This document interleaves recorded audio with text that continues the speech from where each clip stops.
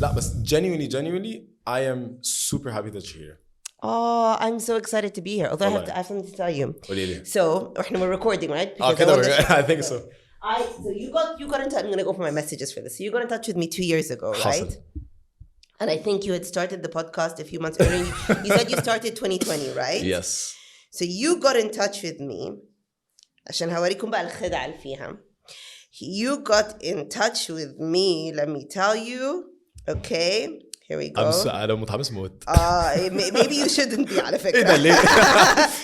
So you got in touch with me. Wait, let me open the network on this. Hold on. Oh wait, actually connect to the Wi-Fi عشان هتلاقي إن النتورك. No, I don't want to connect to Wi-Fi because it'll open my WhatsApp and I'm gonna literally have to not. Okay, anyway, I don't have the date, but yeah, I think you got in touch with me like December 2022, yeah. Oh. And you send me, and he sends this message. So you're such a smart message, right? Because he's like, I have this big list of people that I really want to interview, but you're the top of my list, right? So today, I'm on the way here, and I'm chatting with my brother Timmy. And he's like, I'm عارفة إيه, I'm coming round to my parents' house. Are you going? I'm like, la, I'm recording a podcast. He's like, with you? And with whom? And I mention you. He goes, no way. He fucking messaged me as well. And so I checked the message. The message to Timmy is 6 months before mine. Same fucking message. أصل word for word. بس أقولك على حاجة. والله العظيم when it comes to that. I'm like, what the hell? في الأول I was so خلي بالك I was so intimidated by the idea of اللي هو إن أنا because it's super weird. احنا كنا لسه بنتكلم في الموضوع ده. It's so fucking weird إن أنا بقول لك hey Amy I have this podcast ممكن تيجي لي البيت في التجمع ونقعد نتكلم مع بعض. It's so sus. It's very creepy. It had to be like this message of اللي هو especially كمان when it comes to يعني أنا قعدت فترة عقبال لما جبت أول بنت على البودكاست because يعني أول 3-4 بنات جولي كانوا صحابي جدا. بس بعد كده عمري ما كنت بالنسبه لي it's always like hey if you don't feel comfortable please bring a friend right يعني بالنسبه لي اهم حاجه ان انت تبقي مستريحه so I didn't really know what to do so I found something and it worked I was like fuck this انا هي دي بس honestly I was so persistent معاكي I was like wait I'm not so wait a minute but I was genuinely so persistent معاكي because I've admired your work for so many years وبالنسبه لي مش بس بقى CairoScene مش بس MO4 مش بس النتورك كلها I find you as a person extremely interesting as to how you started and how you've built an empire because mashallah it is an empire and I would love to get to know that we're starting with if you're comfortable of course because we were talking about this well, I'm glad that you're very comfortable ازاي عرفتي تتعاملي مع اللي بيحصل حاليا في فلسطين when it comes to بقى الكارير when it comes to MO4 as a network when it comes to CairoScene الكلام ده كله So look it was really I started MO4 and we started the media publications at MO4. It was born out of a real desire to own our narrative, to tell our own stories and to tell our own stories about our culture and our contemporary culture. Egypt specifically falls into this weird space where globally we are a part of people's imaginations. People grow up with our stories, but it's always ancient Egypt. And then, of course, in contemporary wise, we get tumbled into this whole Middle Eastern vibe and the negative connotations that are involved in that. And so MO4 was started to enable us to own our narratives as Egyptians and as Arabs and in the region. It goes without saying that we often find ourselves in a situation where, because of media structures in the Middle East, we cannot speak truth to power if we want to continue to exist. And it is the sacrifice that you make to say there are stories that unfortunately I cannot tell. And for many years, I would really grapple with that. I go, well, fuck it. Then they keep stopping me from telling these stories that I need to tell and that I want to tell. Why am I here? I just need to leave. And I finally came to the conclusion, actually, it's better to stay and be able to tell the stories that I can, which have equal value and equal importance, than to not tell any stories at all. Something like Palestine happens. And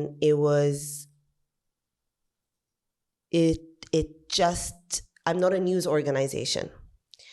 I don't have boots on the ground. I cannot be the person who is saying, this attack happened and this bomb fell and this many people died and this kaza, kaza, kaza. I'm not equipped to do that. And I'm not prepared to do that in a superficial way, which I know that many other publications might try to do. And I find it disrespectful and I find it problematic. Where we absolutely doubled down and all of our publications went full scale, especially CairoScene and Fasla, with full takeovers on this, is what we did have the power to do was to do what we do best, which is tell stories that humanize, tell stories about people, Palestinian people, about their culture, about their history, important narratives which the world we felt needed to hear, that served to act as just to counteract the narratives that were being told in Western media. I am so proud of what my team was able to do. They rallied round, and overnight they switched what is usually a kind of very diversified lifestyle setup into a full, I don't want to say the word news, but essentially what was a Palestine-focused newsroom. And the amount of features that were coming out, beautifully researched, in-depth, well thought out, thought-provoking features about Palestine and of the Palestinian people was spectacular. I'm so blessed to have an incredible team who did that. I will tell you what the problem was, of course, is that, and this was a decision, as you know, MO4, my partners are my younger brothers. Adam is very much on the business side of the business. And Adam is the person who takes care of the bottom line. And I certainly felt very strongly that I had to stop all advertising across our media publications for those first 2 months. I mean, no one knew it would, no one who could have imagined we'd still be here. But certainly for that first phase, I stopped all advertising, which essentially you're stopping all revenues on the media side of the business, because I just felt I didn't feel it was right to be saying, hey, buy this real estate, or, buy this fizzy drink, or do this or do that in the midst of these other stories that we were telling. And so we took a really big hit revenue-wise. But I'm also a big believer that sometimes we have an accountability as media. And I never imagined that we would become one of the most powerful digital media organizations in the region. Are the most powerful. I never imagined we get there, and I think that comes with a lot of responsibility, and comes with a lot of accountability when you have a story like this. That it's a fucking genocide, and it's happening on our doorstep. And at some point, you have to draw the line and go, well, come what may. This is a story that we need to take ownership of, whatever the consequences. And I believe when you sometimes you do the right thing, not knowing where that will lead you, and I feel it works out in the end. And subhanAllah, this was not our intention, but it also served. I know how talented our team is. I know how talented our journalists are. I know how talented our writers are. But because of the nature of the stories that we often tell, I think people don't see that side of that talent. And subhanAllah, it really served to showcase what an incredible and rigorous team of journalists that we have. And so that was it. And we will continue to tell those stories. Obviously, there comes a point where you have to start to go, I don't want to say back to normal, because nothing is normal about what's happening, but you have to kind of open the floodgates. We live by the money that we make. We're able to tell these stories because we pay salaries, because we invest in production in order to be able to tell the stories. So we will continue to tell those stories for as long as they need to be told, until the world isn't so fucked up. I'm so interested in the person behind all that. Wallah azim. I'm very interested in the person who one day decided to start something that didn't necessarily know it would be as big as it is now, with as much influence as it has now, mashallah. I'm very interested in that. How did that happen? Did you always have it in the back of your mind? Was it something that you initially started as I want to try this out? Or did you always have a solid vision of أنا عايزة أعمل a very lifestyle driven publication بس مش publications وبعد كده تبقى network وبعد كده يبقى في كل الحاجات دي. was it like that ولا was it في الأول خالص اللي هو let me try this out? No, there was never a fucking plan. أيوة بالظبط. There was never, till today there's no plan. And that is so interesting عشان with the scalability and the size that it is today, it's fucking massive. It is the number one. يعني من وجهة نظري أنا media outlet في الميدل East. It's massive. It's growing every single day. And you guys, here's what I love about you guys. What's very interesting and what's also very الموضوع متعب للي حواليكوا لأي competition عشان you're not only in one place. فاللي هو خلاص إحنا مثلا بنعمل عن CairoScene كده عندك scene noise أهي اللي هو أنت شاب بتحب الراب أهو ده بس ليك فاهم قصدي.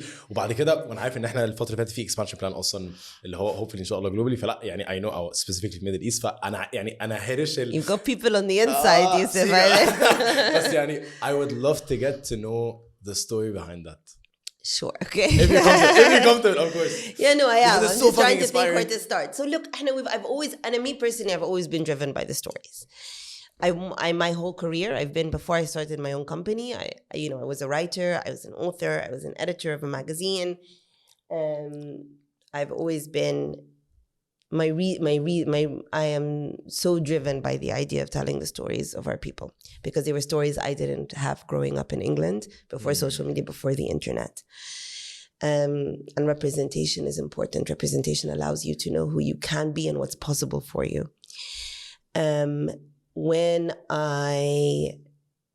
So I don't know if you know the story is that it didn't start as MO4. I was at the magazine and then I grew up in England. Awesome. Okay. Yeah, I didn't know that. Yeah, so I was born in England. Interesting. I'm actually third generation born in England. No way. Yeah. Oh wow. And then third generation born in England. No one could ever have imagined that I would essentially bring the whole family back to Egypt. خلاص, يعني Egypt really was not, there wasn't really a connection. So the entire family was there. Family was there. Entire family. My mom was born in England. Entire family was there. Third generation. And when I graduated from university, I had seen. You want me to go back to the beginning? Oh, I would love to. Okay. And I was ready as long as you're comfortable. Okay. So I graduated from university, and I actually did my undergrad. I was business studies. I did business studies. I fucking hated every single moment of it. Absolutely. It was actually one of the best business schools in the UK. Very, very competitive to get into, and the kids who came out of it were getting headhunted by, the big consultancy companies at the time, the big banks at the time, everything, Goldman Sachs, the whole shebang. And this is not, there's no way any of these fuckers are hiring me خالص. This is not my vibe. I'm not gelling. I'm showing up to interviews and do you remember the Spice Girls used to have those buffalo boots? So I'd be wearing these like buffalo boots, I had purple streaks in my hair. I'm not Goldman Sachs is not fucking hiring me. And so my mother had, for many years, my mother would be like, Amy, you're a writer. I'm like, no one's right. That's not a thing. Can't be a writer. That's not a thing. And then I did a semester abroad at the University of Austin in Texas. We were selected as part of the business course. 5 of us were selected to go do a special final year project there. And I would start emailing stuff for social media, but I'm emailing my friends about what I'm doing in Texas and my adventures and what I'm seeing and what I'm experiencing. And this strange thing starts to happen where I start getting reply emails from people I didn't send emails to, right? So people are forwarding my emails and forwarding the stories that I'm writing about my adventures. And that's the first time I'm thinking, wait, hold on a second, maybe there's something there. And then I start I know. And then I start to spot a pattern, whereas I was really lucky through my university. I started working when I was 18. Okay. Or 17. And all of the jobs that I'd gotten, the pattern in the jobs that I would get was that they would ask you to write an essay. So for example, I was in the first cohort globally of Red Bull student brand managers in the UK.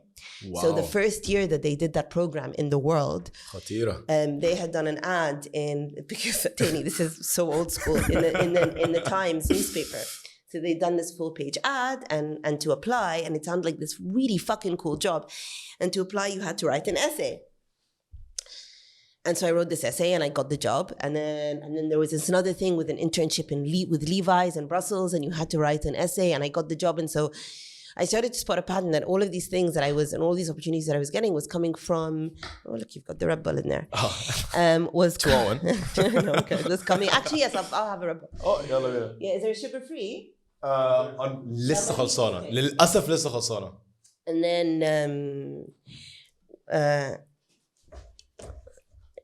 they paying you? If they're not fucking paying you, don't show their logo. Fucking 7 Fortunes. Fuckers.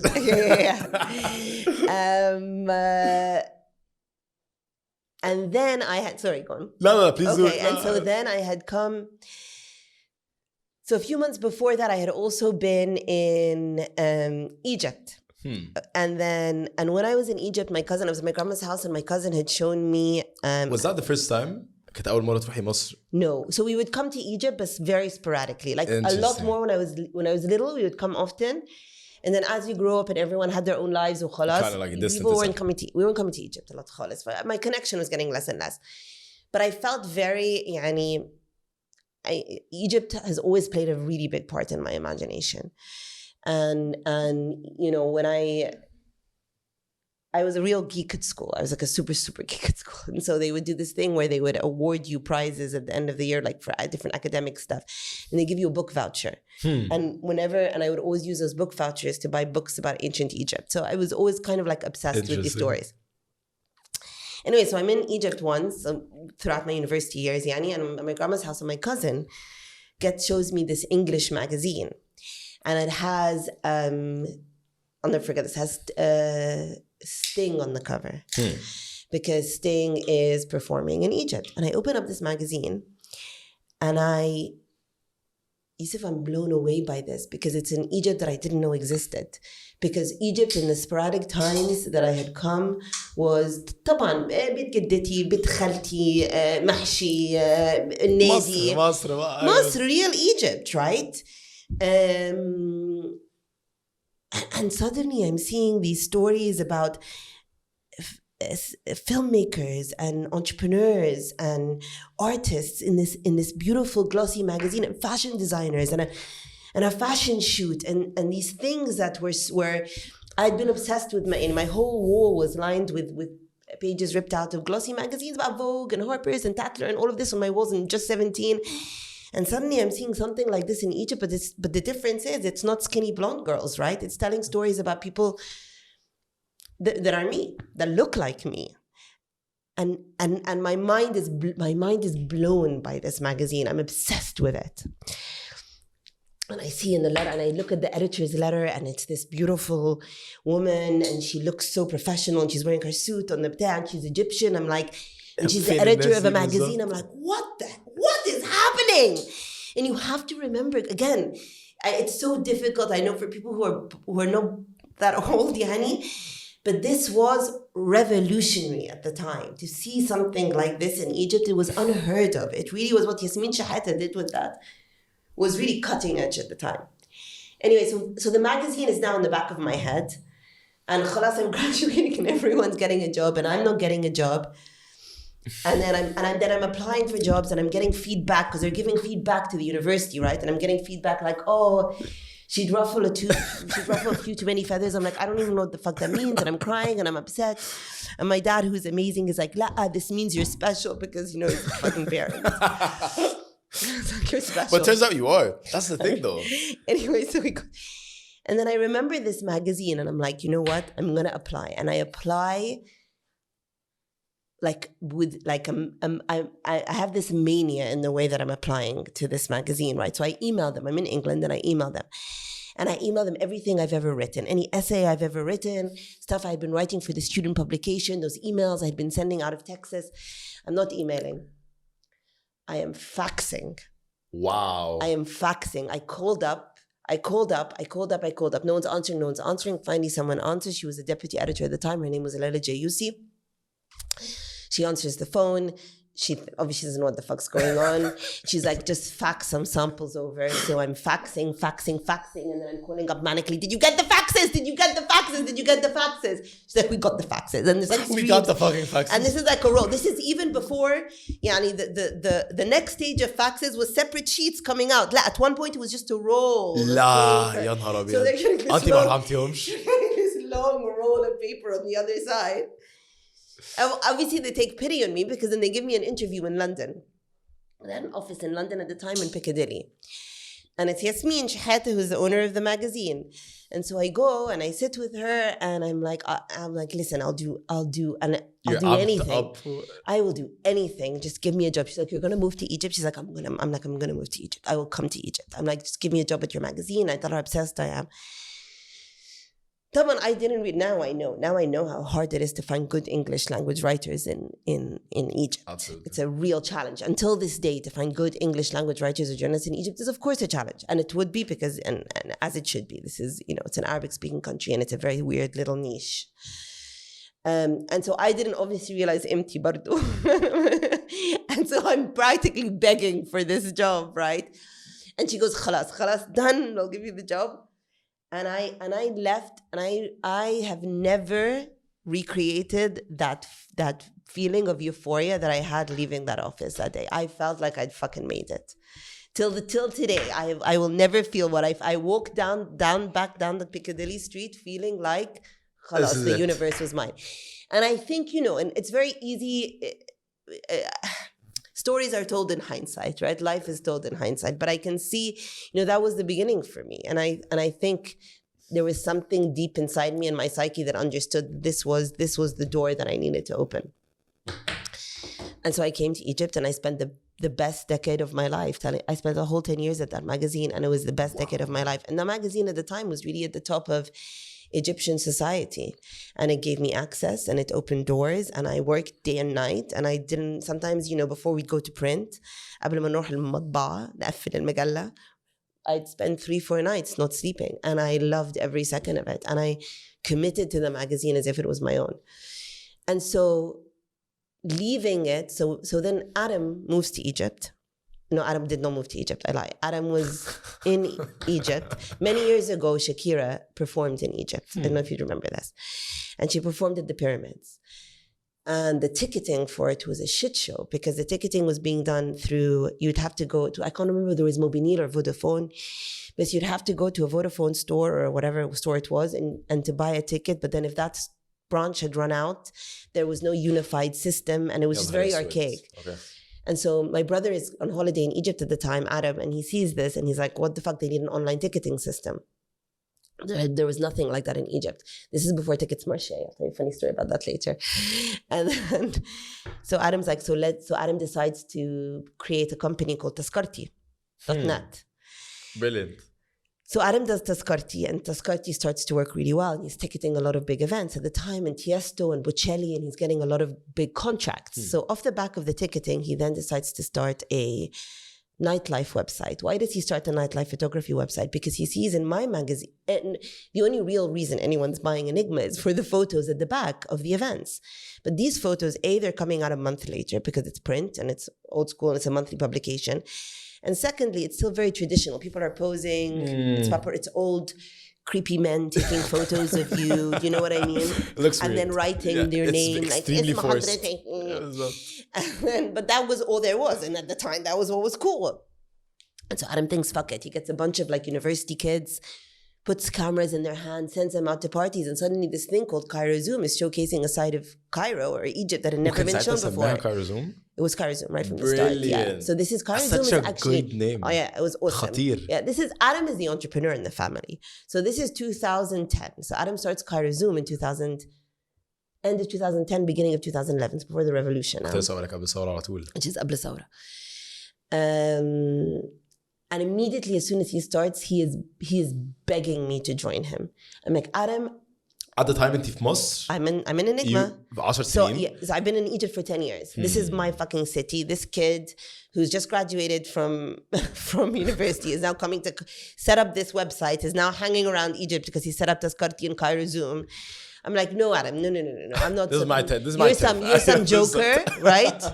on the fucking internet. This is my city. I am the editor of Enigma. I Get the fuck out. I cannot leave and join your bullshit. Adam was like, you will see, Amy. Print is dead. I'm like, print is not dead. Print will never fucking die. So can I ask you, قبل because this is such a fucking interesting story. What was the most impactful / the closest piece you've ever written for Enigma throughout the 10 years to your heart? That's a really good question. It's such a good question. If you're comfortable, because أنا بحب الحاجات دي قوي. عارف الحاجات اللي انت you pour your entire soul into it. Because I can tell you, يعني like post podcast هبقول لك على حاجة اللي هو you know it when you feel it, even if it doesn't perform, even if it doesn't do well, you just feel it. اللي هو ده أحلى حاجة أنا عملتها في حياتي. Yeah, you know it's interesting. People. So I really made my name from my column on the back page of the magazine, which then turned into the book, and that's what was always resonated with people. But the irony is that wasn't the stuff that I was always the proudest of, because I felt like, oh, this is just like a diary. Do you know what I mean?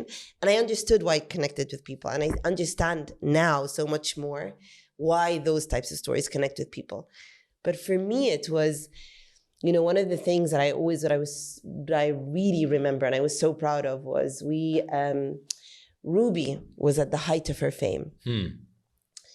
And there were so many rumors around her and her love life and what had happened and how did she become so famous and what the deal was and how, you know, sexually overt she was on screen and video بالعجلة. And I arranged, along with Yasmin, to fly her out to London to do an incredible fashion spread with her, with this top fashion director called Mohib Dahabeya, who's huge even now, and to do a big story with her. And I'm still, you know, I'm the editor of the magazine, but technically I'm still quite early on in my journalism career. And I'm always fascinated about how I love stories about the underdog. I love stories about people who I think the world misunderstands. I love stories about people who continue to do what they want to do, not giving a shit what the world thinks of them. And so I was very enamored by Ruby, and I was very fascinated by her, because this is essentially a girl from the wrong side of the tracks. And Absolutely. she is fucking ambitious. And maybe she doesn't have the best voice, and maybe she's not the best singer, but this girl is going to make it.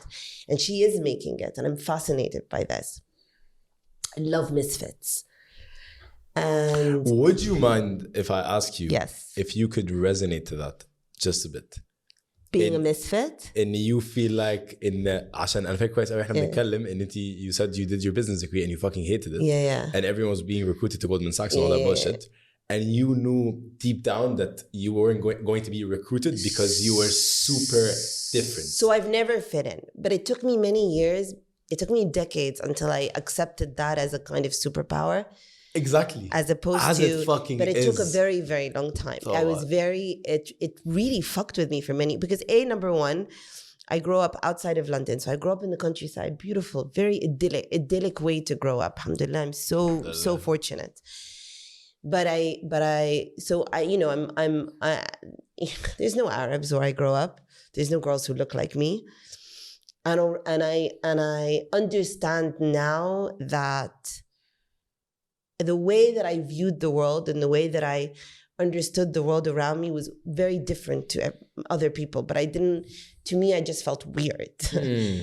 And I didn't have a lot of friends. I wasn't the popular kid in school. I was super duper bullied. I'm sorry. Fuck them. Shit happens. Yeah, fuck them. Look at you now, bro. Look at you now.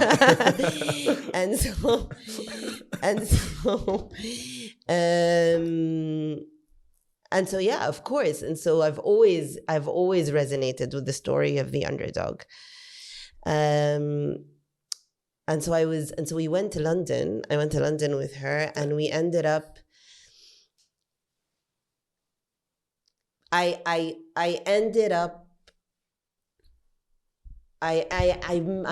She really opened up to me And we ended up, me and her, in the hotel room at 2:00 in the morning, eating ice cream.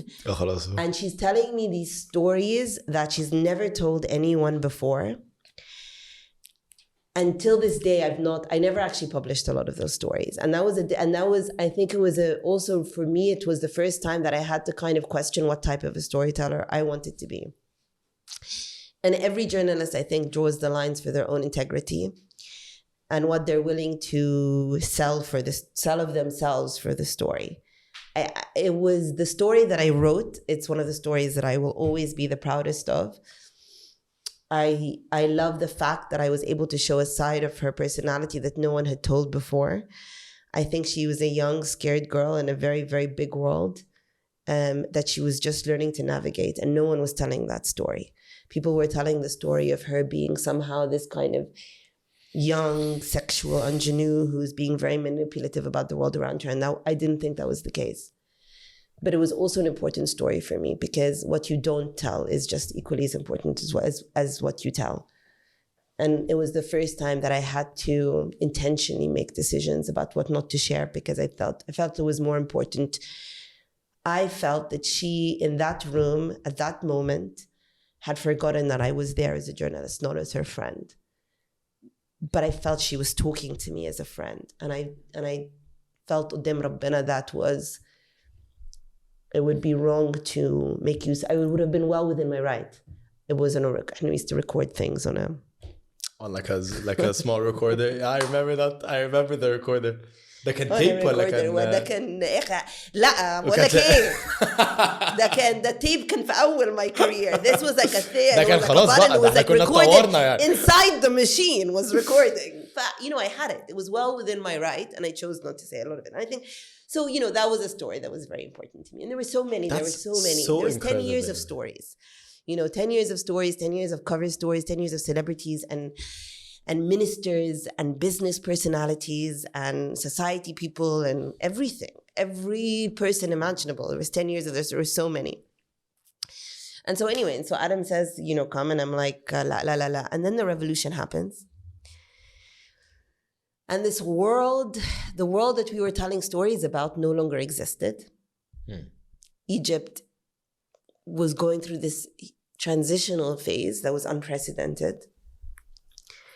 And I felt as well that after a decade, there was nowhere else for me to go because the next stage is the owner of the magazine, and that is just the way it is when you work at an independent publication or independent company, full stop. Yeah. And so it was time for a change, and so it broke my heart. It broke my heart, and it was one of the hardest decisions walking away from that magazine because it meant a lot to me. Hearing you talk about it. Yeah. Must have been it felt like it felt like my magazine, and I felt like because I was there from the beginning essentially of it, a year into it, and so I'd really built it with Yasmin, and I really felt ownership of it. And so walking away was very, very hard because it felt like walking away from it also I was walking away from my identity because absolutely I was known as the editor of Enigma. I was known as the author of a book that came out of Enigma. My identity was so wrapped up in that world, and I didn't know what that, and everyone thought I was mental. Everyone thought I was crazy that I was doing this. It kind of felt like walking away from something at the top of your career, but it just felt like the time. And so we end up there, and this is end of 2011, early 2012. Wait, Maya was born when in May? So it's middle end of 2011, and I'm pregnant with my first daughter, and which makes it an even stupider decision at the time. That's so a crazier decision. We don't know anything. And the world is falling apart in Egypt. It's not the time to be starting a business. And so my husband. So my husband is also was born and grew up in England, and he was actually living in England. So the first couple of years of our marriage, our whole relationship, and then the first couple of years of our marriage was a long distance marriage / relationship. And so I'm pregnant, and he's in England. I'm in my apartment alone, And we don't have, I'm like, Adam, I'm going to work with you guys, I'm not working out of a fucking bedroom, I'm working out of an office. Prestige. He's like, well, we can't afford it. I'm like, well, we don't have an office. I know, we don't have an office, you can't afford an office. I'm like, I'll get us a fucking office. He's like, how are you going to get? I'm like, don't worry about it. Anyway, so what I do is I basically move in with my parents, pregnant, and turn my apartment into an office. And there was an apartment في كورنيش الجيزة overlooking the Nile. يا نهار أبيض. فطبعا يعني شكلنا إن هو we're like badass company يعني. قاعدين فشخ. أي طبعا شركة خطيرة. And I call up Yousef, I'm like, hey, listen, so we don't have a place to live anymore. But it doesn't matter because you're not here anyway. And then he was like, what the fuck? And so that's where we started. And so it's me. And at that point, I was actually the last one to join. Really? So Adam had convinced my other two brothers who were in England, had convinced them to fly over and work with him. So it's Adam, Walid, and Timmy. And there's two software developers who are building the back end of the website of Tazkarti and Zoom, two developers from Tanta. And that's it. And I'm like, what the fuck are we doing? And Adam, I'm like, internet is not a job, Adam. Don't stop saying the word internet to me. And then what? What are we doing? يا نهار اسود. On the internet. يا نهار اسود. You just quit your job, you're pregnant. I know. And Adam's like, we're going to be billionaires. I'm fucking waiting. 10 years later. But yeah, and so this was it. And then, so from Zoom, the natural progression, so we're there. So, I'll tell you what happened. Yeah. Oh my God, it's such a long story. Do you really want me to? Please do. أنا مبسوط موت. لو أنتي مبسوطة أنا مبسوط. So we have Zoom and we have Tazkarti and we start CairoScene. And the reason we start CairoScene is because I'm a magazine editor. So I need a magazine because I'm like, this is the only job I know how to do. I'm not trained to do anything else. But when it starts, it's basically like a blog. It's like a blog page with a logo that we did on actually we stole from a random thing on Google and then adapted it on Microsoft Paint. And it was this horrific logo with like multicolored feathers on the sea. It was just حاجة بشعة فشخ. على Microsoft Paint. على Microsoft Paint. You used to do so much on Microsoft Paint. God bless Microsoft. ده اللي هو كان بتاع النهارده. أيوة Microsoft Paint really helped us in the early days. بصراحة يعني. طبعا we didn't have graphic design. ندفع graphic designer من فين. And so we do that and then so the only way to make money, so we have the ticketing. The ticketing is slowing down though because it's post-resolution, there's no events. So we have to figure out a way to make money. And the only way to make money is to sell, at the time on websites, is to sell banner ads. Okay. The ads, which I mean, now it seems so archaic, but that was what digital advertising was at the time, was banner ads. Now you have to remember, we have never had outside funding. So there was I know there are wild rumors about how we made it and what our deal is, but we built this shit from scratch, from nothing. We never took a penny of outside funding. We hustled it all the way. We bootstrapped it all the way. And so because we didn't have outside funding, the only way to market our websites was we would get very creative on social media. Now, what was social media at the time? Facebook profiles, بس ما فيش fan pages ساعتها, and Twitter. There's no Instagram. There's nothing else yet. It's Twitter and Facebook profiles. But we're very creative about how we use it. So I start to hit up my contacts from the Enigma days to sell banner ads.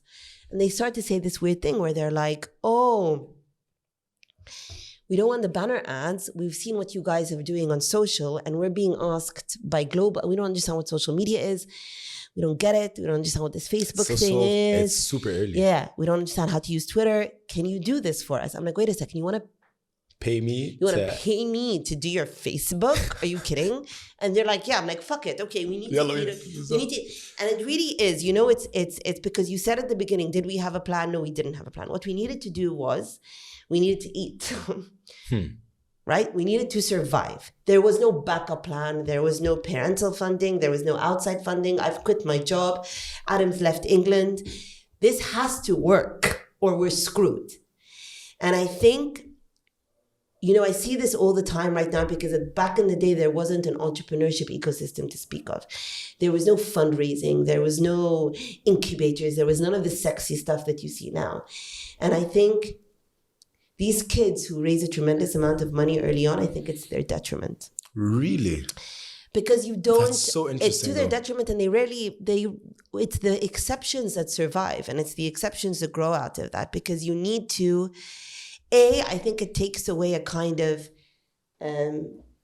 I think you need a tremendous amount of grit and resilience and tenacity in order to succeed in any space. I fucking agree. In long term, whatever it is, whether it's in a creative space or an entrepreneurial space, the be all and end all of this is: are you willing to keep going when shit hits the fan? And you know, and necessity really is the mother of invention. It's also, you know, if you don't need to do. Entrepreneurship sucks ass. Doing your own thing, whatever it is, sucks. It's hard. I think a lot of people thinking it's so sexy. It's not sexy. It's shit. It's shit. It's absolute shit. انت ما بتنامش ومفشوخ في دماغك ودايما حاسس ان انت بتسوح ودايما حاسس ان انت you're not doing enough, and even when you're doing enough, you're not doing enough. Yeah. And you constantly feel like you need to compare, but you can't compare, because if you keep comparing هتتفشخ في دماغك اكتر, and you want to expand but you don't have the money to expand, so you have to expand in effort and time. مش عارف تعمل اي حاجة تانية. It sucks. But it's so sexy. It's marketed super well. اللي هو سيب شغلك وابدأ حاجة جديدة. It's not, which is why I really respect what you were saying at the beginning. You're here, you did 99 fucking episodes on your fucking phone. 99 episodes, Yousef, on your phone.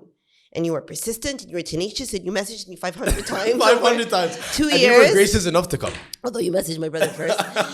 and then like بجد you being here, والله العظيم بجد you being here is just, it's I am so grateful for it, بس عشان it's like a wake up call to me. اللي هو بص, like people are giving you opportunities, so you need to fucking wake the fuck up. اللي هو لا شد على نفسك شويه وابدا بقى ويلا بينا. That's so true. فان انت اصلا تدين opportunity دي, you have no idea how much this means. Number one, it's my honor being here, but I love what you're saying about that. I think people don't also understand is that you have to, and this is the other thing, if you are given an opportunity and you don't, any opportunity, and you don't appreciate what that means in terms of the requirement that you now have to step up, I think people can take opportunities for granted. I think, you know, Gen Z is a generation that I admire tremendously. I think they have more access to, the access to information they have is a superpower. I think they have an awareness about the world that is a tremendous thing. And I think Gen Z are going to. I think Gen Z are going to save us. You know, there's, you know, people really complain in the workplace about Gen Z. I think they just don't understand. It's very difficult for us to understand the way that they think, because they have a different ecosystem of priorities. I think once you start to understand where they're coming from. However, the one weakness I will say sometimes is that they don't understand that when you are given a fucking opportunity, you don't take that shit for granted. And if you're given one, you have to give back 10. بإيدك وسنانك وكل حاجة. Everything. Like this. Like this. Yeah, you have to be an animal about it. You really do. I love the fact and you mentioned incubator, عشان بالنسبة لي الموضوع ده I would always argue. يعني I think دلوقتي I am extremely grateful of the podcast, especially كمان because there's a team now. I never experienced that. خلي بالك, even this episode I've never experienced this. This is all, يعني دي episode 105. أنا عمري في حياتي ما كان في كاميرات أقسم بالله ده literally بقاله مثلا أقل من 3 أسابيع. Okay. So it's fucking crazy to me عشان أنا دلوقتي أنا ومركز في كل تفصيلة اللي هو I need to make sure إن أنتي لما تخشي تبقى الأوضة ريحتها جوتشي جلتي عشان تبقي مبسوطة. شغالين أقسم بالله مش بهزر, شغالين مزيكا واللي هو أبعت لك أقول لك طب what is your favorite drink, طب what do you want, طب ممكن نعمل, because at the end of the day ما هو انا في الجيرني دي عن ان انا خد 2 مليون جنيه وروح اشتري كل بقى الهوكس اشتري كله وهات ناس ويلا بينا. It's not the same. You wouldn't be here if you had that. I promise you, Yousef, if you had this set up day one, you wouldn't have been here. And you wouldn't have taken the lessons that you need to. There are lessons, the challenges that you face in building something from the ground up, and the lessons that you learn, those lessons become absolutely fucking integral to your survival. And I see companies now who had very easy starts. When shit hits the fan, they crumble. we have survived 2 revolutions, a pandemic. COVID. 2 revolutions, a pandemic, no money. We have survived horrible shit being said to us on social media. Some of it our own fault. Like some of it I will take accountability for it, because when we didn't have money, we weren't able to meet our responsibilities in the right way. So yes, it's unwittingly our own fault, unintentionally our fault, but still our responsibility and our fault. Some of it came from me not understanding what it means to be a leader and making really horrible mistakes. And thinking that what I feel in here justifies acting however I need to get the job done. And it took me a long while to understand no one feels this. No one in the room but me feels this. And so it's not my job to get the job done, whatever it takes. It's my job to create systems and atmospheres and environments that allow people to feel something of their own, that makes them want to do the job. And took me a long while to figure that out. And in that process, I fucked up a lot of shit. And so we just, there were so many lessons we had to learn. But my God, those lessons, today, now when a devaluation happens and everyone fucking freaks out and shit closes down, You're good for it. You've been at it we're for like, 12 we know what the fuck to do. We know how to survive this. When the pandemic happened, I was looking globally at the number of digital publications, not locally, but globally. The number, like Great Big Story. Great Big Story was a platform that I really fucking admired. And I had met them. They had come to Rise Up, and they had come to Rise Up, and I had met them, and I was so fangirling over. They shut down in the pandemic. They were a funded startup. Pandemic hits. Where are you going to make money to fund these stories? How are you going to tell stories in the middle of a pandemic? Right? Khalas, they imploded. They shut down. One of many examples. We alhamdulillah have, it's the very core of our culture is a resilience, because of having to do things the very, very, very, very, very, very hard way and the very, very long way, and having to give up everything and having to sacrifice everything and having to, it was hard.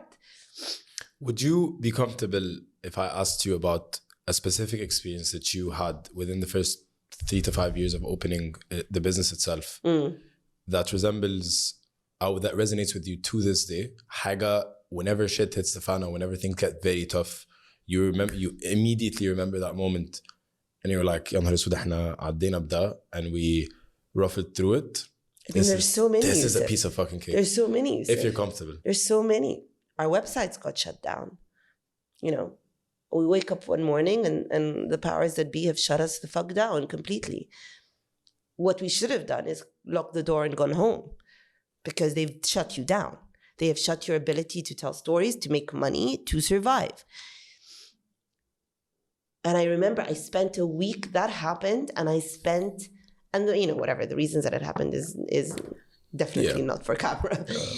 But when that happened, I spent a week feeling very sorry for myself. I was like, I have spent so many years making Egypt look shiny.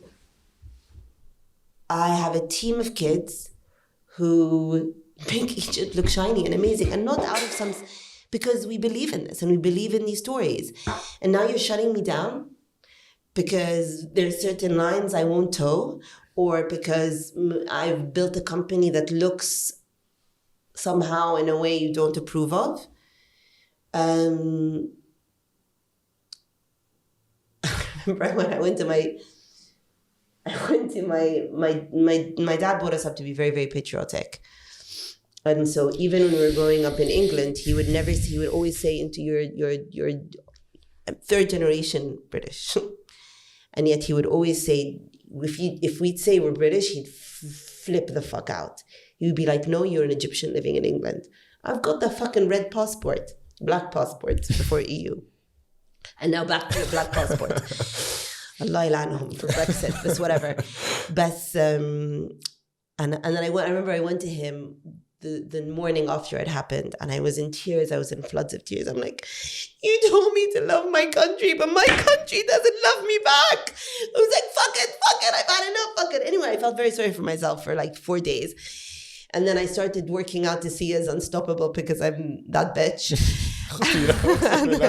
It's not fucking cool خالص يعني.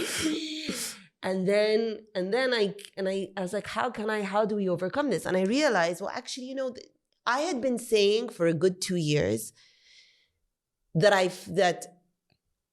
feel it's counterintuitive to use social media to push people to the website, because I feel there's a generation coming up that aren't going to the website and they're just consuming the information in bite-sized formats on social. And so I'd already been saying that for a couple of years, but it's a risky move to make. And I was like, fuck it. They want to take my fucking website. They can't shut me down on social media. I'm going to go full on social media. And so I went back to the office, and I remember I just looked at this sea of people, Yousef, who are waiting for me to have an answer, because they're thinking, are we going to lose our jobs? You know, what's going to happen? And I said to them, this is going to be the making of us. This is going to be them, you know, there's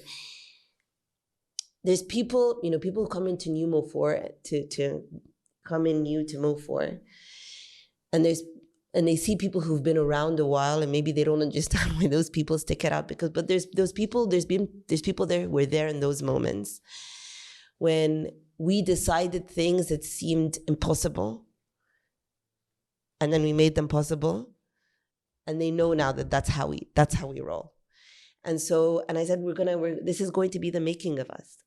I didn't know if I believed it 100%, but I needed to believe it. Again, it goes back to necessity, Yousef. At this point, I have 2 children, right? And I have 200 people who I'm fucking responsible for.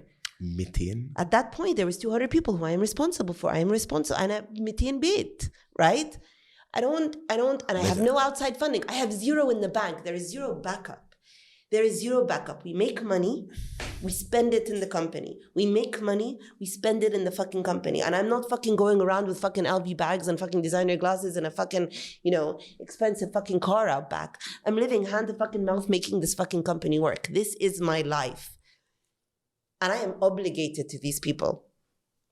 However much of a bitch people think I am fucking obligated to those people at the end of the day. We had to make it work. And so we pivoted. We pivoted overnight. We went full scale social with our stories. The social grew in a way that was unprecedented. The advertisers, we were like, the advertisers are going to freak out. They're going to freak out because at this point, what they're doing is they're buying articles on the website. And then they're paying an additional amount of money for the social. But the main lump sum that they're paying is the website. So now this whole industry is operating on taking for granted that people pay for an Instagram post. We started that shit. We changed our rate cards, and casual. عادي جدا كأن ما فيش مشكلة. To Instagram, and we called it an Instagram editorial. What the fuck is an Instagram editorial? Right? We're like Instagram editorial, and then we said the Instagram editorial بنفس السعر that the website thing was. And at first, the advertisers were like, what are you talking about? I'm like, no, trust me. This is when people know me Instagram. Which was true. This is where attention is. Which was true. Absolutely. It was true. And now, we have the websites again. No one wants to fucking advertise on the websites. Now I have to pay a little bit more for the fucking website feature. And so really, the entire industry shifted. And it shifted because we had to make a shift because of the situation that we found. These things that people take for granted as just the way the ecosystem works, it did not work that way.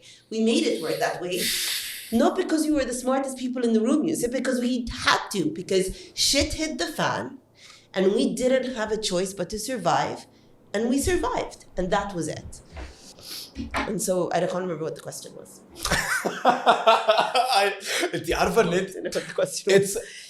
انت مش متخيله قد ايه انا مبسوط because I can sense the fucking fire in you اللي هو طلع اللي هو this was tough. احنا بنتكلم الكلام ده كان امتى? When did This was 2017-18. Jesus. Yeah. The website was completely shut down, and then you pivoted completely to social. Yeah. And the rest is history, literally. And the rest is history. دلوقتي when looking back because you didn't have a plan, did you ever think and you get to where you are now? No. With the amount of responsibility that you have now and with the amount of influence and power that you do? I wasn't looking up, Yousef. I didn't look up. I only started looking up maybe in the last year or two. I never looked up. Do you feel like... I was here. I was inside I always joke, I'm like, where are you? I'm like, when people call me, I'm like, where are you? I'm like, I'm inside the computer. I was inside the computer. For a decade, Yousef, I did not look up. I had no idea. I was running and I was gunning for survival, and things were growing. And things were growing faster than we had the experience or the ability to know how to manage them or to control them, which is where a lot of our mistakes came in. The pandemic happened. I'll tell you something, the pandemic was also the making of us. Corona happens, and it was the first time that I was forced to take stock of what type of company we'd built. Because you have to make tough decisions. And I remember, I don't know if you know a name called Cornelius O'Donnell. So Cornelius O'Donnell was actually one of the first people in Egypt who had ever exited the company in the kind of the way that we know. He built one of the first internet offerings way back. And he's always been a kind of mentor to us and very, very supportive of us. Even when everyone was against us, he was very supportive of us. I remember everyone was saying a lot of shit about us on the internet. And he went in and he did a post once. And he goes, and he used to work, he was one of the co-founders of Rise Up with Sharara. And so their office was at the bottom of the campus in front of ours. And he went in and he did a post when everyone was fucking with us. And he said, say whatever you say about MO4, but I look up at that office day and night and their lights are on and they are working harder than anyone else to survive. And that is entrepreneurship. And because this person who was so respected in the ecosystem supported us, it really started to shift people, the narrative around who we were and what we were doing. But anyway, so the pandemic happens and I call Con. I'm like, this is like March. I'm like, I don't know what to do. I don't know what to do. Everyone is stopped. All our retainer clients on the agency side, overnight stopped. No one's advertising on the media. And I can't, at that point now, it's nearly 300 people. And I don't even know, and how am I going to pay that? I don't know what to do. And Con goes, you've got to cut your arm off in order to save the rest of your body. Oh no. And I go, what do you mean? He goes, he goes, everyone's going to be scared to make tough decisions right now. But you've got to make those tough decisions right now. And I remember it was horrifying, Yousef. It was horrific. It was such the cuts that we had to make were so difficult. But I will tell you something that it did is it forced me to take stock. We had grown so fast, people-wise, client portfolio-wise, service-wise, everything, departments, without really taking stock of how we should function and why. And it was the first time that I really had to look at the numbers and look at the paperwork and try to understand how the company, because there wasn't a plan. And we went from A to Z in no time. And I was like, okay, what is MO4, right? What is MO4? What does MO4 want to be? What are our core values?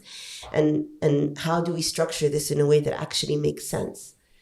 And that actually makes money in a way that's sustainable, that makes money in a way that allows us to pay our fucking salaries on time. Holy shit, to pay our rent on time. This is like the beginning of the pandemic. Like this is khalas, these are decisions that you have to make. And I realized, for example, on the agency front, we had always been an agency that we would do high-low clients. So we had the big FMCGs, the Coca-Colas of this world, the big hotel hospitality groups. And we also had like Mahal Sushi fi Zamalek. They both cost the same to run. They both require the same resources. They both require the same effort, except one person is paying a fuck ton of money and the others isn't. And one person is corporate and so and the other isn't. Also, I had to kind of look at like, what is the role of the agency in this company and what is the role of the media? And the power that the media gives us and the revenue that... It was just a lot of questions that I had to ask myself, which I never asked myself before. And I was also forced to ask myself, where are these problems coming from, right? And so we had to make a lot of really, really tough decisions. But we came out of the other side of that, eventually, took a while, stronger than we have ever been. We are where we are today because of the pandemic, because of how we restructured the company during the pandemic, because of the grown-up decisions we were forced to take. We were a bunch of kids before that point, that we had to grow up, and we had to grow up and create a company that was sustainable, profitable, systemized, structured, efficient, words that we never used because our whole vibe was, we're fucking MO4, hashtag MO4 misfits. You know, and that culture of creativity remains at our core, but we had to grow up, and the pandemic forced us to grow up. And so it goes back, because these challenges happen in anyone's life, in any company's life, for a reason. They are there to make you grow in ways that you need to grow in order to survive, if you're willing to power through, if you're willing to not collapse. I will tell you, I spent months face down on the living room floor. Like, I would literally just be like a starfish on the fucking floor, like so mentally and psychologically and emotionally exhausted by what was going on. And having to, and people are all like, you know, well-being and meditate. I'm like, it's not a fucking yoga retreat. People are fucking dying around the fucking world, and there's other people who are trying to figure out how to fucking eat. And so, yeah, and so that was it. So that was... Reflecting on that, when did you feel like your role as a leader started to kick in? عشان احنا كنا بنتكلم ان انت كل ده انت بصة دلوقتي حاجة محتاج اخلص ده دلوقتي, and you only started looking up, and the company actually started to unfortunately had to make extremely tough decisions prior to COVID.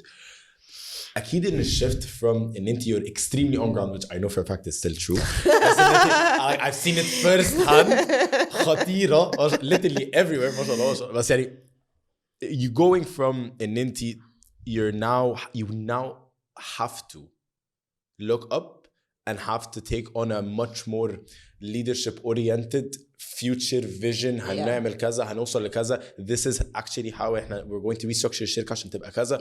انت ليك الرولز دي. How are you able to do that shift? ولا was it also because ده أمر واقع؟ خلاص في وشك. I think a lot of it, honestly, I think a lot of it was أمر واقع. And also I think I started to reflect a lot on the fact that I had, you know, it goes back to what I was saying. I'd lost a lot of, I take this business very personally. It's because it's personal. It's personal. It's yours. It's mine. It's your name. It's got my literal fucking name on it. And I think over the years, I lost a lot of really good people because I didn't understand how to be a better leader. And I think that was also one of the things that motivated me. I didn't want to ever lose. You can lose people for good reasons, right? People get amazing opportunities. That's kosher, tamam. People need to move on, kosher, tamam.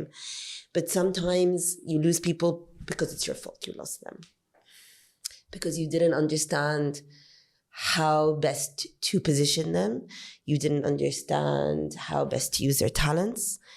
You didn't, you know, for a long time, Yousef, I wanted, in my mind, I would apply my personality to everyone. So in my mind is, if you're good at something, then you need to be a leader in that thing. And so anyone who proved themselves to be good at something, I would want them to manage a thing. And if they weren't able to take that level of ownership or accountability or work with that level of commitment, then in my mind, they became someone who was underperforming or was fucking up. And that causes a tremendous amount of resentment on both sides, right? Because that person goes from being a person who's like, I'm getting praised, everyone says I'm great, I'm so fucking talented, to every day feeling like they are not doing enough because now you're expecting something of them that you've put on them. Absolutely. You know, they didn't even ask for it. So they came and said, hey, listen, I would like to lead a department, right? You know, if you were good at this, I'm like, so you be the leader of this, and you be the leader of this, and you be the leader of this. And I thought that's how you created the leadership team. It's not. It's not how you create the leadership team. The most talented people in the room are not necessarily the best leaders. And it's okay. And what I had to learn the very hard way is it's okay for someone to be doing this much, but to be doing it really extraordinary well, and they have a role. And that is an important role. And that role is just as important as the crazy motherfucker who will call you at 2 a.m. and match your energy. You know, like as the kids say right now, I wanted everyone to match my energy. And if everyone wasn't matching my energy, then they weren't good enough. And that was just such a fucking rookie mistake to make. Everyone has different energies. Your role as a leader is to figure out how best to channel those energies. And part of me learning or wanting to learn how to figure out how to do that was because I would just look back and go, fuck, there were so many great people that I fucked up with. Alhamdulillah, I don't think we do that anymore. I really respect that though. Wallah al-Azim, because mashallah, you do take insane accountability, and I fucking love that. I respect it massively because saying that when ti akbar had fil market kullu is massive. But how, if you're comfortable, of course, on a personal level, how are you able to be present with you? Because I know, especially when it comes to being a media outlet, you guys are on 24/7. بجد الموضوع مرعب اللي هو ممكن حاجة news breaks at 4 a.m. you have to be the first person reporting. Yeah. The first أول حد ينزل، أول حد يكتب، أول حد انتوا بتنزلوا 24 ساعة ما بتوقفوش. How are you able to maintain this level of commitment and this level of consistency and be able to stay sane? So I used to always think of this as a very negative word because it just seemed like an uncool word to me, but the systems are a wonderful thing. Absolutely. And now I've become obsessed with them. And I've become obsessed with systemizing. I fucking love systems. I do, right? I fucking love them now. I fucking love them. I know. I've become obsessed with systemizing every single كل حاجة. detail of the company. And then like I'm constantly looking for cool software that can help us manage processes and مش عارفة إيه and like Airtable this and مش عارفة إيه and kaza and now we have people whose job is to literally like make those systems more and more efficient. And I discovered, good systems. I always used to think that systems would be the end of our creativity. And what I learned, of course, is that when you have good systems, what you do is you create space for people to be even more creative. Absolutely. Because they're not wasting their time on bullshit administrative shit anymore. And it also allows me also to, and also good systems, but also Yousef, also better, again, what I'm putting people in the right places in the right way is so important. And also, honestly, in the last couple of years, I have been wildly blessed with the incredible people who are now working with us. I mean, it's such an incredible team of people. And I just have this whole, this army of small army of Gen Z fucking girls who are smarter than me and more talented than me and more, it's a sign of a good company when everyone in the room is smarter than you. And these girls fucking blow me away. And they are so committed and they are so passionate and they are so, it goes back to what I was saying. They understand the world in a way that we didn't understand. And I think it's so important for the media company that we want to be. And having them also helps me. I would not be able to grow the company that we are in the way that we're growing it. I wouldn't be able to enter markets like Saudi, which we're going very aggressively into, if it were not for these girls being the literal I'm talking about the media side of the business, being the literal backbone of our media. And how do you manage that? And how are you able to sort through that? Because I know, so I usually don't have any questions. It's just a fucking conversation and it flows. I love that about it. But one question that I had in mind that I've been wanting to ask you about that I don't know whether or not, طبعا at the end of the day, it's all about your comfort. ازاي بتقدري تتعاملي مع كل ده وانتي ست في مصر؟ Because I know there's always this part that اللي هو لو انت راجل انت you probably have it extremely easy. Yeah, that's true. You know what's funny? If you'd asked me that question, when people used to ask me a similar question years ago, I'd be like, oh, it's not an issue. But I think, which by the way, I think was one of the best, I think that's part of enabling me to get where I am is because I wasn't so cognizant of what was happening around me. And so when doors would be closed, in my mind, I'd be like, well, I didn't kick it hard enough. We weren't good enough. I wasn't good enough. I wasn't smart enough. I wasn't creative enough. I wasn't enough. And I think that was good for a time because it allowed me to push even harder. But now, just with age and with time and just being, you become smarter as you get older. I become much more cognizant about the let's call them dark forces that play around me a lot of times. About the rooms, the conversations that happen in rooms that I'm not willing to be a part of. The way there is, مثلا, stupid example. And I didn't realize this was happening, and now I'm very cognizant when this happens, is when people will go, especially when you're talking about money, right? You'll be in a room with a guy and she'll start to play a game will patronize you or make you start to feel like you're being a bit manic, right? And they do this thing where they will start to reference like emotional points. Oh, اهدي نفسك. Are you fucking telling me, motherfucker, that if you were in a room with the guy right now who's negotiating money with you and it's getting tense, you would look at him in the face and say, ihti fucking nafsik? And so there's just a lot of kind of these microaggressions I've become very aware of. And now I think that helps me because it enables me to go, no. I'm not even going down. I'm not even going down that road with you right now. What I'm saying is facts, and let's stick to the fucking facts. I think, but also what it does is it makes you, I think over the years, you know,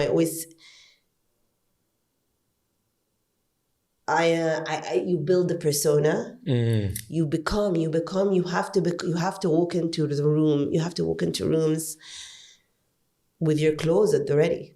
Do you know what I mean? And you walk into a room ready to get your clothes out, and that's not something that if I was not that person. I have become a person that is a result of. It is aggression as a reaction. And I know people call me aggressive, and I know I come across as very aggressive, but it was never in my nature. I feel like you're extremely passionate. I feel like you're just super driven to the point where people, honestly, it is intimidating. Seeing someone this driven, day and night, every single day, and everyone else in the team kind of also follows the same energy and the same pattern, and it is a bit of mania, which I fucking love, because if it wasn't it has to be mental, because if it was just nonchalant, laid back, relaxed, حلو قوي الدنيا بتاع, you wouldn't have been here. فبالنسبة لي I don't feel like people, whether or not they say fuck them if they do, but it's just you need to be a certain type of beast to be able to handle everything, especially كمان في الcircumstances اللي احنا بنمر بيها كل يوم. كل يوم. And I fucking respect that. I appreciate that. بصراحة والله لا, genuinely. That's very sweet. Thank you. على راسي, and it goes such a long way because you get to see how much you're, like how hungry you are. And that was very interesting. And it's been a minute. It's been 8, 12, 15 years. Yeah. That's fucking crazy. يعني قبليها بقى 25 years قبليها. بس يعني it's been a fucking minute. And that hunger is still there. Yeah. But because we change, because we adapt. And because the stories are the stories, right? You know what? Because I'm not in it because Yousef, I've never been in it. I've never been in it I'm not an entrepreneur. I'm a storyteller. And I don't wake up in the morning thinking, how can I close a deal? I wake up in the morning really excited by the potential of this, and you know, especially recently, it's become a more realistic. 20 years ago, it would have seemed like a absolutely ludicrous proposition to think that a company coming out of the region, let alone Tahrir, would be able to represent Arabs on a global platform. But now, especially in the last year or two, it started to get into my head that could be possible, right? That's possible for us. It's possible for us to become not just a regional platform, regional media company, but a global company telling our stories. And that keeps me up at night. The possibility of doing that. Potential. Really, the potential of doing that. And also it's a little bit of a sickness, but I'm also very driven. I fucking agree. Wallah azim. I genuinely believe. A problem, I think. I genuinely believe in. I've always admired people who are tunnel vision, extremely single-minded. I look up to Michael Jordan, for example. Yeah. Motherfucker was crazy. Yeah. And you have to be a bit out of it. You literally have to be unhinged to be great if you are chasing that level of greatness and that level of edginess. Yeah. I think you just have to learn to not have that affect people around you. I think that's the thing. That was the thing that I think that's what's important. I think you can be your own. You're allowed to be your own sort of crazy, but what I had to understand is that I have absolutely zero right to have that affect the people around me, because that's not their problem. That's an incredible outlook on it. And it's a great it's amazing awareness on it as well. Yeah. Well, I think one of the things that I'm very interested in is also because you mentioned a word that I love, which is a persona. Because I have this thing where أنا لو يومي خرا وحش قوي وطلعان ديني and we have a podcast, I don't know what happens, بس something instantly clicks اللي هو والله العظيم أول لما شفتك برا something clicked اللي هو خلاص I am right here أنا معاك يلا بينا. نفس الكلام لو انا مثلا اللي هو بلعب انا بحب الرياضه فشخ فانا مثلا لو بلعب كوره بلعب باسكت بلعب اي حاجه من الحاجات دي it's you're in it خلاص you're just completely zoned in. Do you feel like that persona could sometimes translate into your day to day, and when do you feel like you're able to put on el persona, when do you feel like you're able to take it off and just like are you able to mitigate, or has it become the persona is also at the same time you now but sometimes you disconnect, if you're comfortable answering? I think I wasn't able to separate for many years. I think I'm getting better at it. I think I've also worked on creating tools that enable me to do so, you know, like I was saying to you. So I now like it's militant for me at the end of each year. From like December 20th until Jan 8th, I will literally switch my phone off. Yes. Like you cannot get through to me. Only a few people have my husband's number, like my senior leadership team. If there's an emergency, they know they can get through to me. But otherwise, I literally disappear. I travel and I go off the face of the earth. And I've learned I need that to recalibrate. I've learned, you know, other tools like, you know, 4 years ago was when I started to take working out and my fitness very seriously. I've understood that. I've understood the importance of, stuff you hear all the time. Just taking, you know, I wake up really early in the morning and those first 2-3 hours of the day are mine and mine alone, and they're fucking sacred. I've had to, because there were times I was always on. And that's a dangerous space to get into. I can't, and I have not figured out how to completely though. Even if I physically disconnect, I still find it hard to mentally disconnect. I don't think it's possible to do so. You know, I look at people who own big companies, Yousef, like big companies. I wonder, how do they go to sleep at those night? 200 people keep me up at night, Yousef. I literally it's such a responsibility. It's a responsibility. It is. You know, and I don't even know how people who have really big companies do it. I can't even fathom of it. I have so much respect for you. Wallah azim, from the bottom of my heart, I have an immense amount of respect for you. And for what you've built and for who you are throughout building us. Wallah al-azim, انتي مش فاهمة. Oh, thank you. بجد. Because يعني لا بجد مش بهزر والله العظيم, and it means the word to me that you're here, and it means the word to me that you gave us the opportunity, because you are like, I don't know if you know it or not, I don't know if you hear it enough or not, but you should.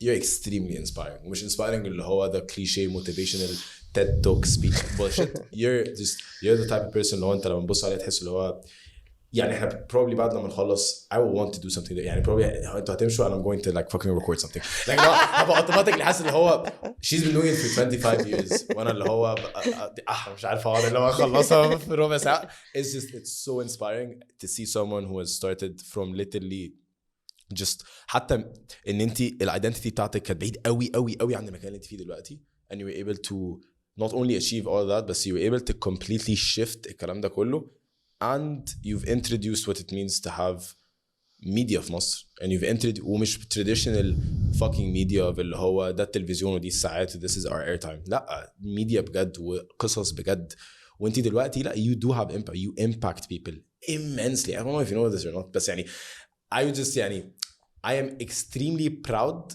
of, it's not like my pride will do any, يعني I'm just extremely proud of what MO4 is now and what you were able to achieve منها ما شاء الله بجد.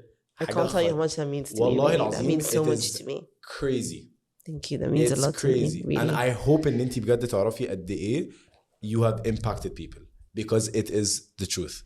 Genuinely. That means so much to me. وحتى من بعيد يعني you have been impacting me من بعيد من زمان, because في الأول خالص I always knew in a big part of اللي هو you can get called by a lot of people, but if you get called by MO4, something is different. It's just والله العظيم مش بهزر, I'm actually serious, and sometimes it gets in your head. It's like, is this the start of something different? والله بجد, you guys are there now.